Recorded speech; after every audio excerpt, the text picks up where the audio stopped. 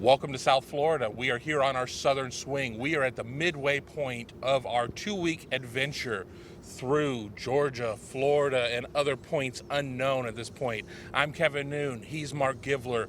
And, so much has been going on. We're so excited to be able to give you this midway point update of this whole trip. We've got the Gulf Coast of Florida ahead of us, along with some other stops. Marc, we started in Georgia, and Atlanta always seems to be kind of a focal point for Ohio State recruiting, and it's no different this year. Yeah, it's actually seemed to have picked up, basically from what we've seen the last couple of years. Georgia, and in particular the Atlanta area, is huge for Ohio State in this cycle, we're finding out. And they got some other targets in 2024 as well that they're trying to get in on, but in 23 it's huge. Caleb Downs is such a big target for them. He has been maybe the very top of the board guy for them among all positions in this class. I think that's a guy, I think if you could get the coaching staff privately and you could say, hey, you can only get one guy out there right now, I really think it'd be Caleb Downs. So, yeah, huge. Yeah, you look at Caleb Downs, he plays safety. Ohio State already has 2 in the bank right now. They already have Cedric Hawkins, who we'll talk about in a minute. They already have Malik Hartford.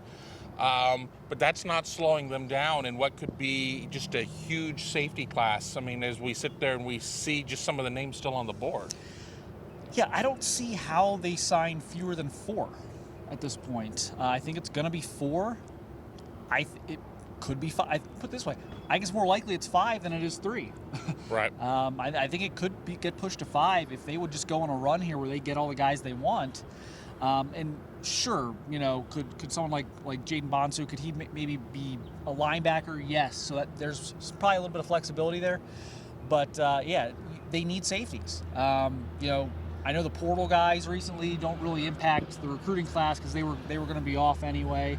But when you look at this safety roster, after Kai Stokes, it's pretty thin in the younger classes.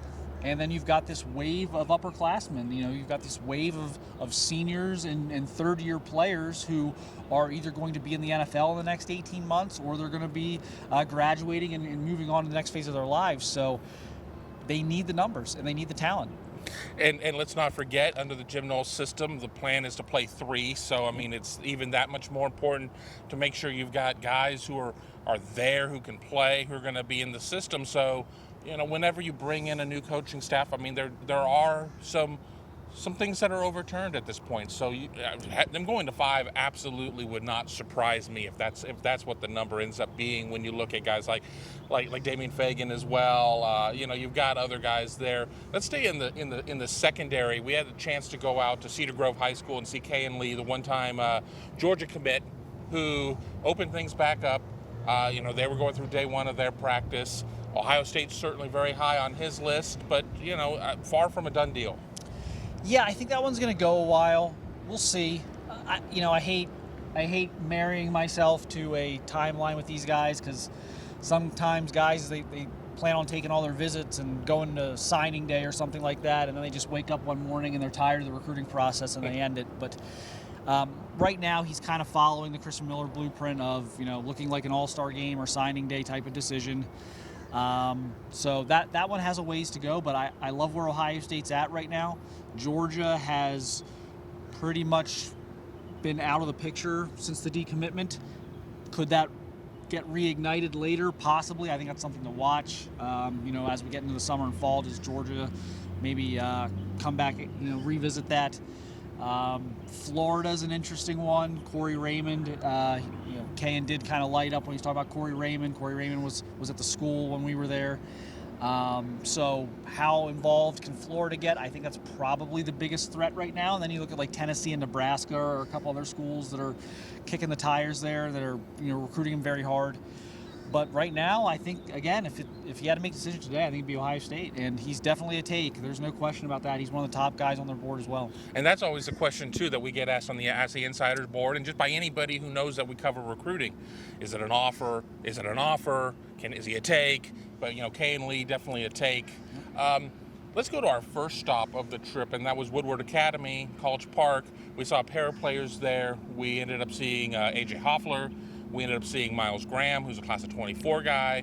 Woodward always seems to have kids. I mean, one of the biggest things I noticed about Hoffler, when it was the first time I really had a chance to meet him, he has a handshake like a vice grip. He nearly took my arm off. I mean, and I've always prided myself on having a pretty good handshake, but damn, that kid is strong. So, impressions on them.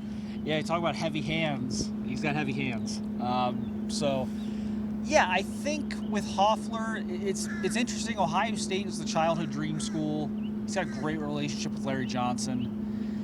The spring got very interesting with Ohio State on the defensive line. I think there's some guys out there. I'm not sure they're going to get all of them or anything like that, but there's some guys out there that maybe I think the month of April kind of helped Ohio State determine, are we actually in this, or are we just a name on a list? A hat on a table. Yeah, yes. and I think they're starting to find out that actually, they're in it for Keon Keeley, and they're in it for some of these other guys, Deron Reed from Columbus, Georgia, and so I think that's complicated defensive line recruiting in a way. It's a first world problem. It's a good problem to have, that now they have all of these options here that they're probably in the top 2 or 3 for, but I think it's also made them kind of be more methodical now, and I think we're going to kind of see how officials play out in the summer. There's some other guy, John Walker, Derrick LeBlanc is somehow still in the picture. We talked to Derrick, so that could happen as far as an official visit.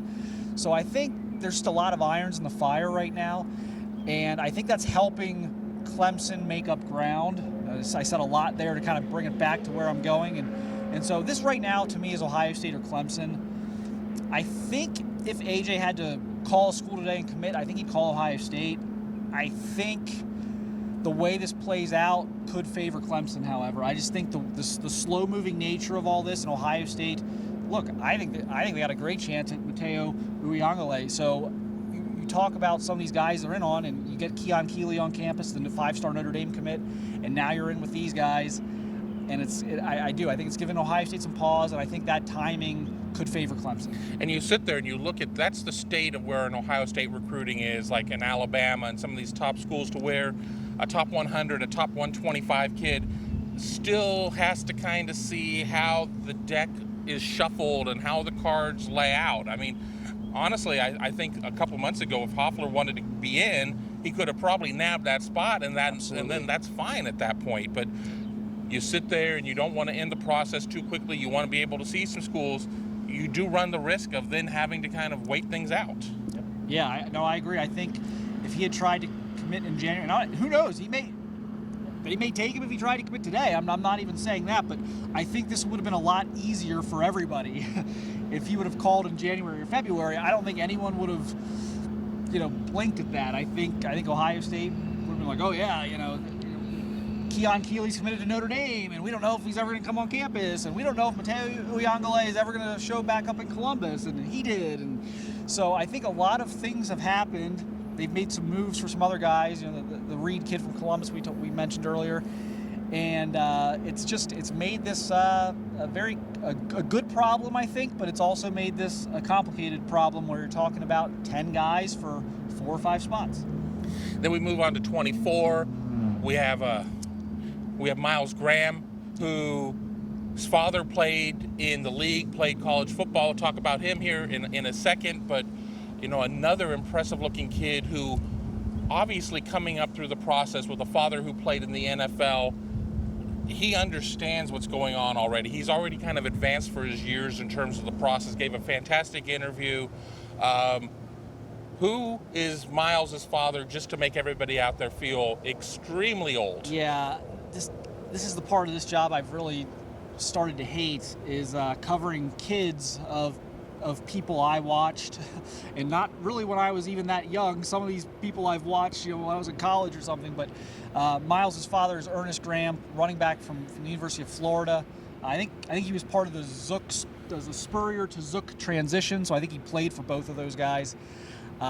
Played in the NFL for Tampa. Had a pretty good NFL career, I think 7 years, something like that. So If you remember Ernest Ram from Florida, Miles is his son. Miles is a heck of a linebacker prospect. I believe one of the sites has him as their early number 1. Even I know he's very highly ranked early on by the National Recruiting Services. So, big time kid, physical, smart, fast. Maybe the best prospect at that school, even ahead of Hoffler right now, which is saying something. They've got several Division I guys at the program right now. I sensed it could be tough to pry him from Florida. They've already offered him. Right. Dad's ties there. But you never know. He's already visited Ohio State once. He's going to try and get back up in the summer. I think that's kind of the thing to watch. If he returns, whether it's this summer for camp or whether it's a fall, for like the Notre Dame game or something like that, he makes it back up. I think you start giving this a little more legs. But definitely a guy to watch. Definitely a guy that they seem to be pretty high on early on. Now, we stay in the class of 24. We move a little bit outside of Atlanta. And another player whose dad played in college football, but I can assure you this player is not going to go to Furman, where his father played. Sammy Brown, 2024 linebacker, awesome curly mullet, 3-sport star. Just, you can sit there and say that, okay, Miles Graham is your number 1 player. I think just based on athleticism and all of that stuff going on there, it's hard not to have Sammy Brown up there as well. And I think one of the other services might have him number 1. So it's kind of funny right now. But unbelievable athlete. We're talking about, he's 225, 6'2", 225. Ran a 10.8, or like a 10.84 or something like that. 100 was his personal best. He had just run that. We were talking about that with him in our interview with him. And then he had his regional track meet, a day or two after our interview with him. And he ran a sub 10.7. He ran in the 10.6s. Which is just crazy. I mean, this is his sophomore track season. It's not I think of him as a junior because he's going into his junior football season. But this is his sophomore track season, and he's running sub 10.7 at 225.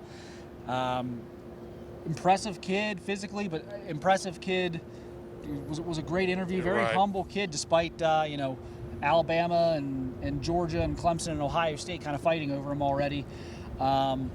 Small town kid, kind of rural. We're out there about 30 minutes outside of Athens. About 30 minutes outside of Athens. So, not an area that generally would produce a 5-star type of kid that has every program in the country after him. But here they are, and so again, kind of similar to Miles Graham. I look at Sammy Brown. I'm like, boy, Clemson and Georgia could be tough to beat there with the proximity. But he showed up at Ohio State last fall for a game, and not just any game, the best game Ohio State played all year, the Michigan State game. That was the one game last year where everything came together perfectly, offense, defense, special teams. So made a great impression on him. They got to get the linebacker coaching change under control there. Obviously, Sammy was close with Al Washington, still is. So Jim Knowles going to have to reconnect with him here. But he's trying to get up in the summer. Like I said about Miles, if Sammy Brown shows up in the summer, I think you start to give this a little more legs. Absolutely. Now, we'll move to the state of Florida, which was the second half of last week.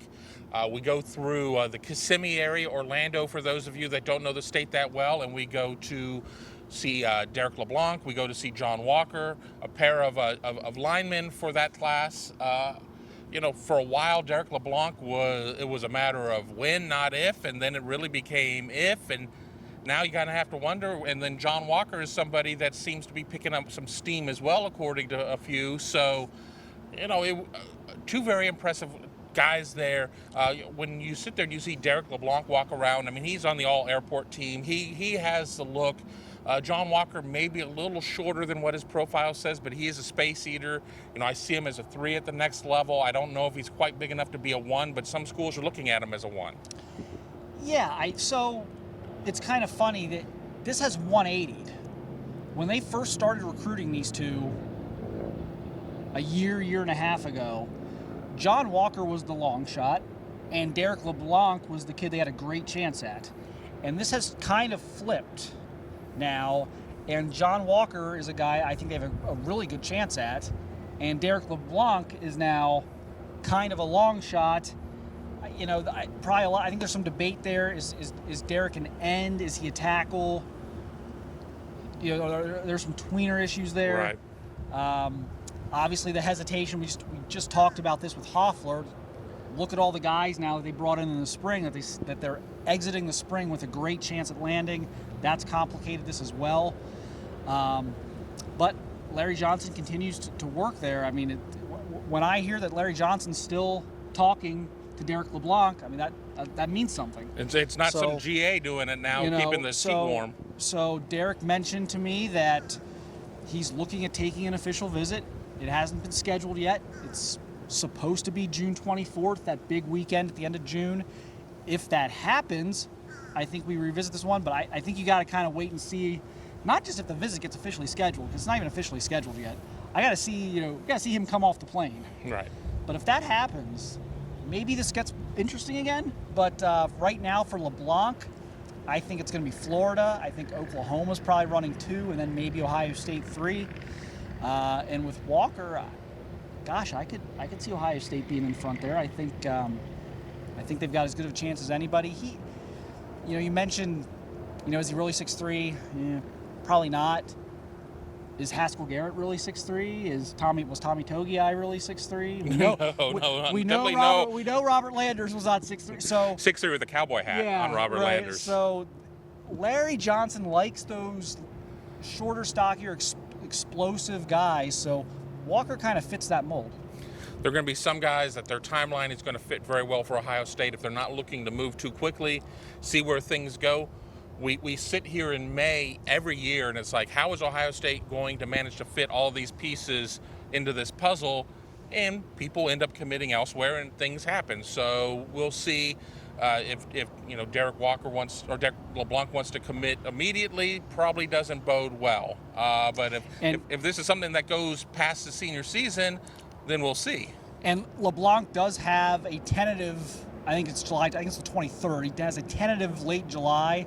But what does that mean these days? We've seen so many. Carnell Tate has had 5, multiple dates. So we'll see what happens there. I would agree, though. I think the fact that he has it set right now would give him an idea of kind of where he's leaning.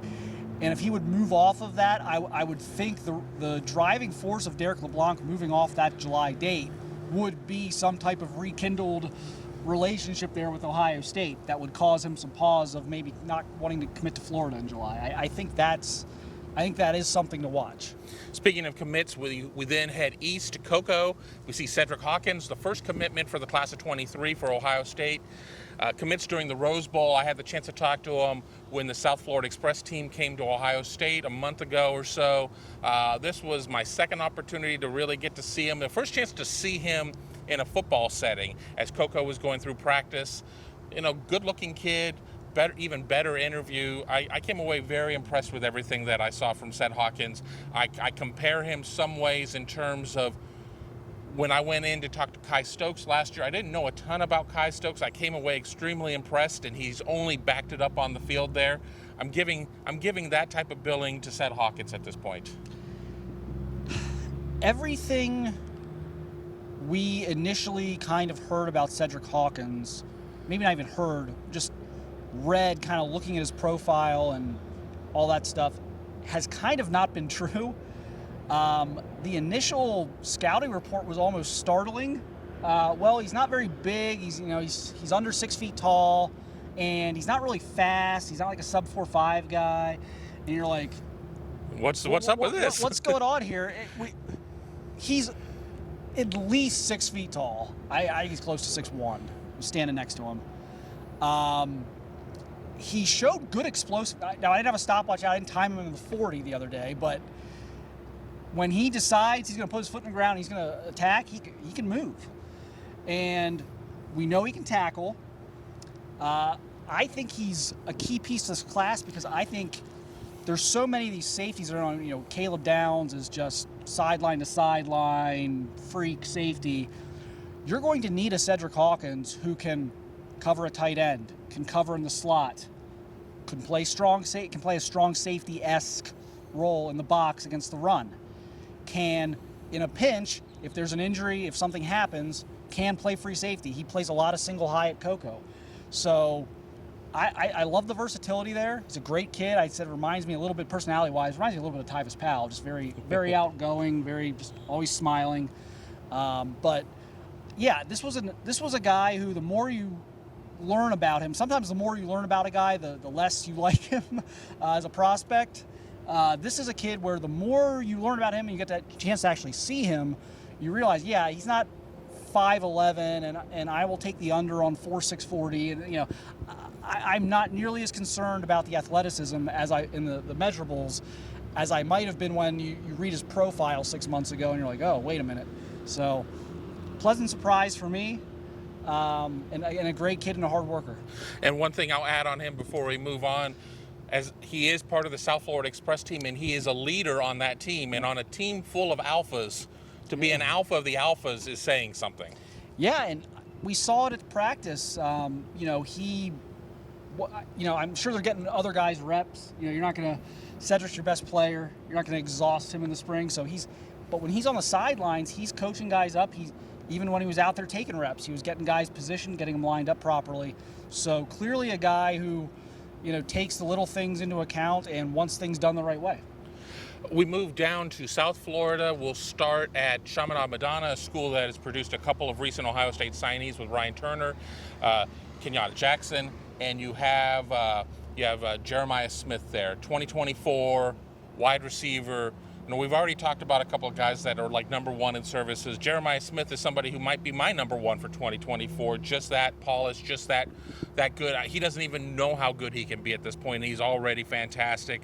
Somebody who was really close, I think, at one point to making an early end to his recruiting, slowed things down, but I don't think Ohio State has anything to worry.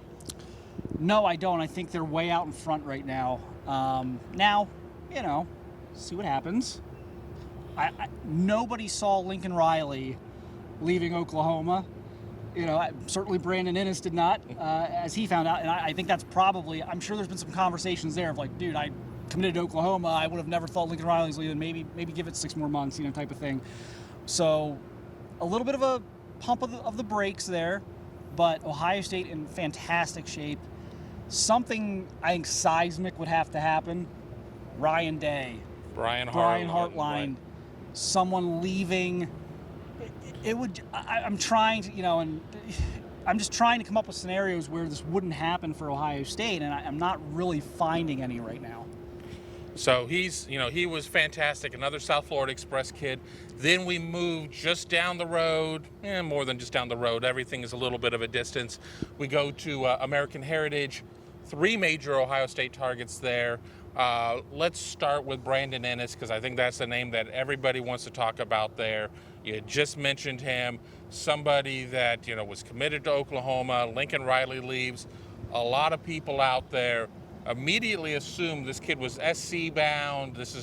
And slow and steady wins the race. Ohio State has always been there. People are coming around finally, kind of agreeing with where Marc Givler's been, where Bill Green's been, that Ohio State seems to be trending very well here. Yeah, I gotta give Bill a lot of credit. He was the first one to really put his reputation on the line here with Ennis, and really be firm about it. I think he's right. I think they're going to get Brandon Ennis at some point. He did not commit to a time frame. He kind of acted like he wants to take a while. I think this will be over this summer. I don't know that this will get into the fall, but I think Ohio State's in really good shape right now.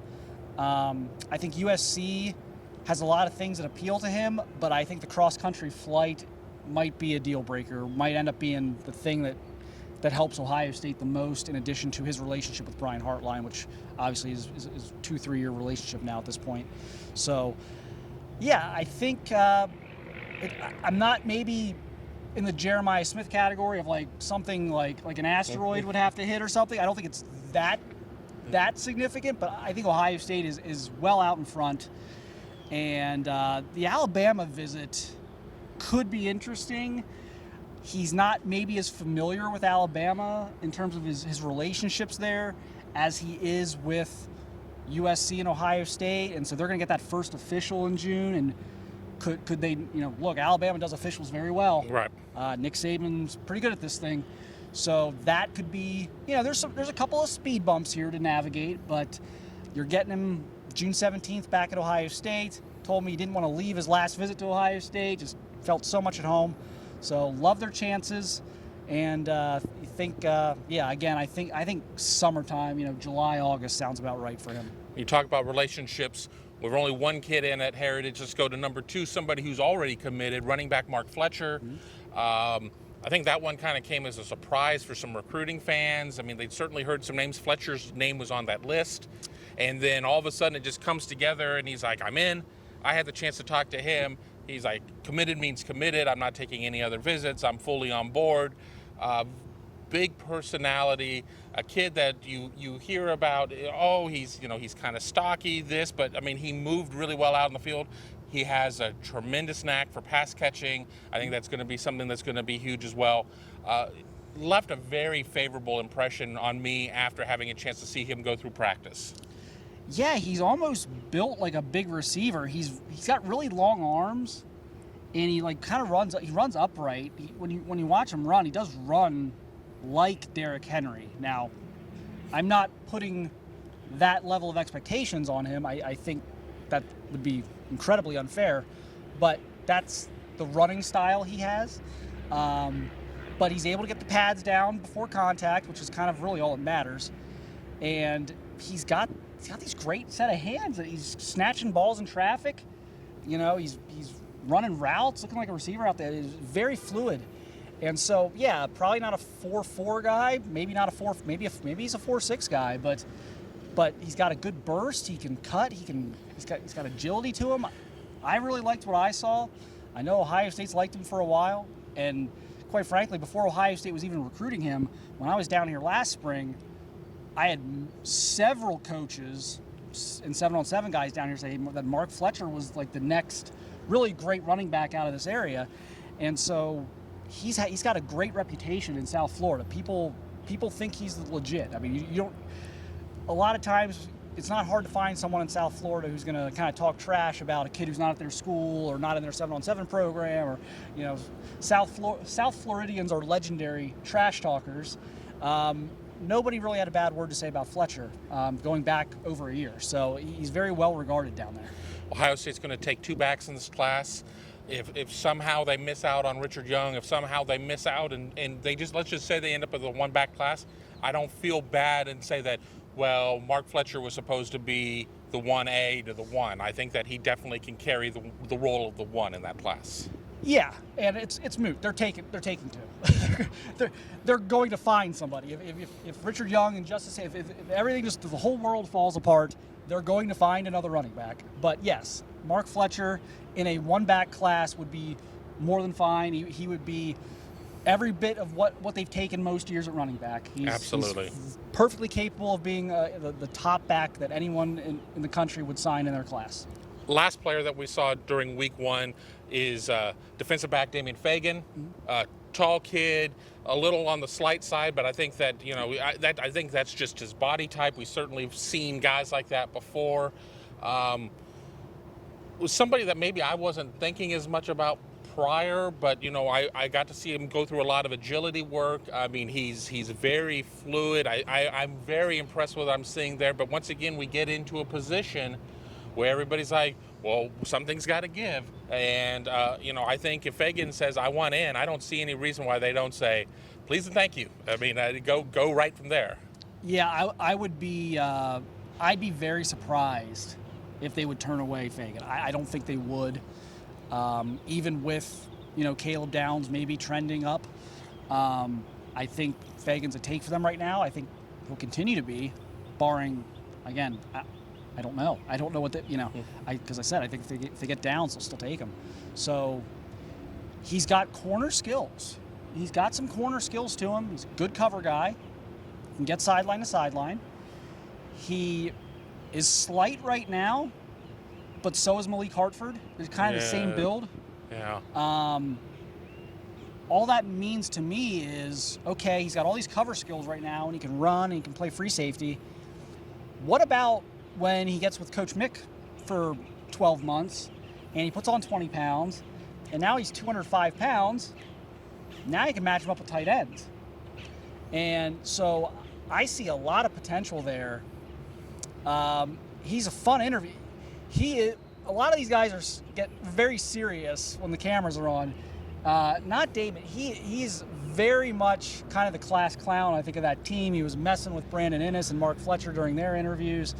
So he's a guy who likes to have fun, but he's working hard at it. He talks to his coaches, he talks to 7-on-7 guys, and they rave about his work ethic. So don't let that, when you watch him on video and he's goofy, he does take this seriously. But I look at him and I'm like, yep, cover skills, free safety type, but then 20 pounds down the road could grow into almost a tight end stopper.